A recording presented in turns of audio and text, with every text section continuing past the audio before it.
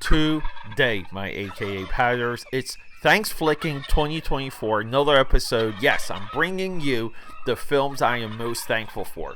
I don't know, AKAPADers. I love Thanksgiving so much. I love films so much.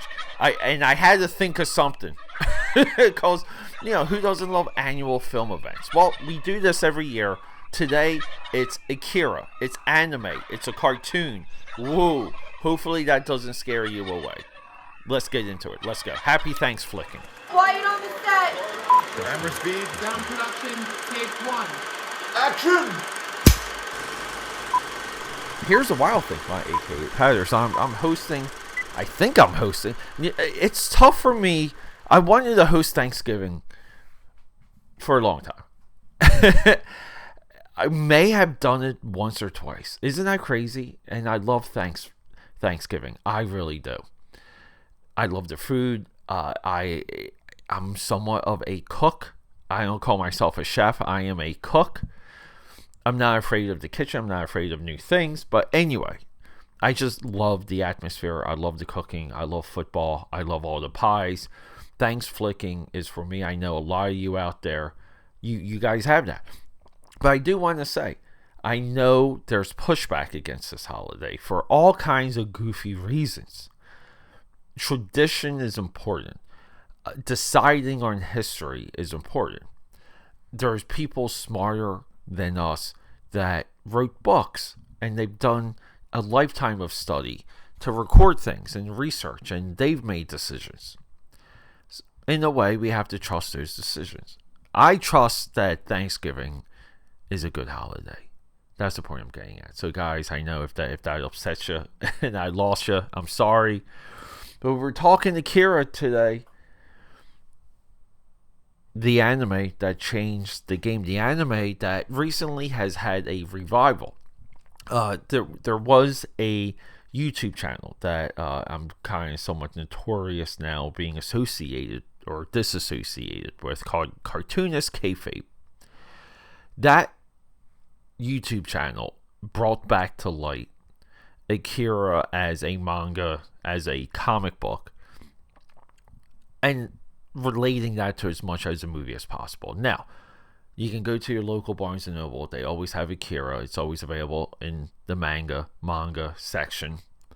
It's 6 volumes long, but it's nothing like this movie, because this movie is 2 hours. Now, Massimo Otomo? I'm not even going to look it up. That's our writer-director of this movie. He storyboarded. There's now volumes of his storyboards. A lot of people, those used to be in the hundreds, but I think they got reprinted a couple times since then. They've come down in price. There's editions you can get. There's reprints you can get on eBay and on Amazon right now. So to build a little bit of a composite of Akira, it's really one person's work, one person's obsession. And it's fantastic. To get into the comic book and see the differences from that in the movie, knowing that the movie was produced before the comic book was finished, and just seeing how some of the bigger events and the explanations in the differences of the two, but mostly in the movie, are like work. It's almost like a workshop, because Akira is a big idea. It's what you would call cyberpunk. It's a post-utopian future. Tokyo is now Neo-Tokyo. There's been some level of a atomic war tragedy. We learned that Akira, this kid who has this energy source, was a part of it. They have pieces of Akira's body. They have his cells, and they're messing with it. So then, like a gang of punks run into one of these escaped children, because there's revolutionaries, and Tokyo is just steaming. It's about to pop. It's sizzling, which is a great backdrop for all of this, because this movie just erupts in chaos. We have a undefined power source. It's like the power of the creation of the universe. A kid a biker gang kid who has daddy issues and separation issues. The worst type of kid you want. He gets the power. And that's a part of watching the movie, is to see how he gets the power. And then from there, he cannot control it because he himself isn't of control. And then along the way, he has friends that actually care about him, because the teenagers in this movie, that they only have each other. You don't see any of their parents.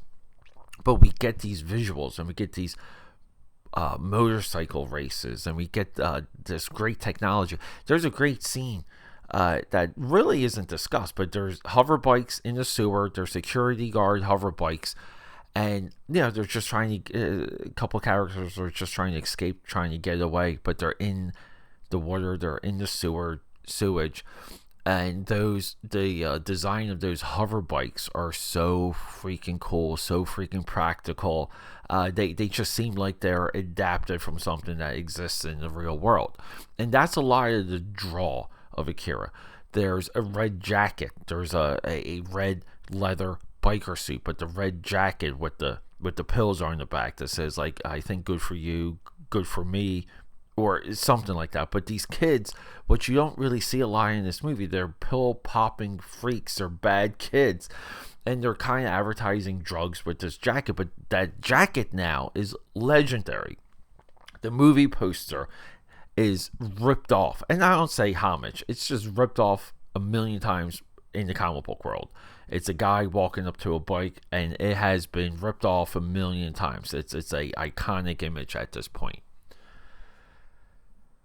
This is one of those movies that I just put the movie on, and I put the movie on with other, like, just family members, my fiance, my friends, girls I was staying over, friends I was staying over, but just randomly. I would randomly put this movie on, and I still do, because I like to see people's reaction. I kind of just put it on with no sound, and I'll play music. And eventually people just stare, and they just start watching it.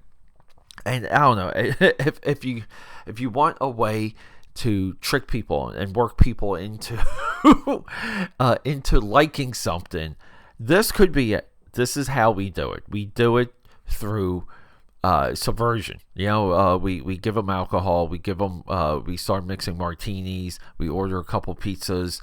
We put it on Akira. We put it on some 80s rock, and we suck them in. Right. That's how we do it. But this movie, ever since I was a kid, and look, I was there when this was a $30, $40 expense from Suncoast Video. When they got released in Letterboxd, that was a big deal. When the first DVD came out with the original dub and the original subtitles, that was a big deal. And all of these things sold out, and they went up in value, and you had to buy them when they were there. But now, because of the internet, because of streaming services like Amazon Prime and Crunchyroll, this is readily available. When it comes to Amazon Prime, I talk to you guys a lot about my Amazon Prime collection. I have 200 something movies just digital, ready to go. Akira was one of the first ones I ever bought. The movie, I'm thankful for this movie because it just reminds me what people can do, what the human mind, what the human hand can do. Watching this movie, having this movie run, putting this movie on is no different than walking into the Sistine Chapel, no different than seeing the Mona Lisa, no different than seeing Warhol's Brillo boxes. And yes, I have seen all of those in person.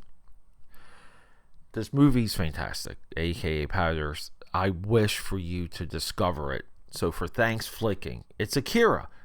If you guys, end note, if you're familiar with Asa Akira, the corn star, her name is from this movie. That's where she got Akira from. Anyway, maybe that's the legacy of the movie. AKAPADers, happy Thanksflicking. I love you. Rock and roll. Okay, that's a wrap.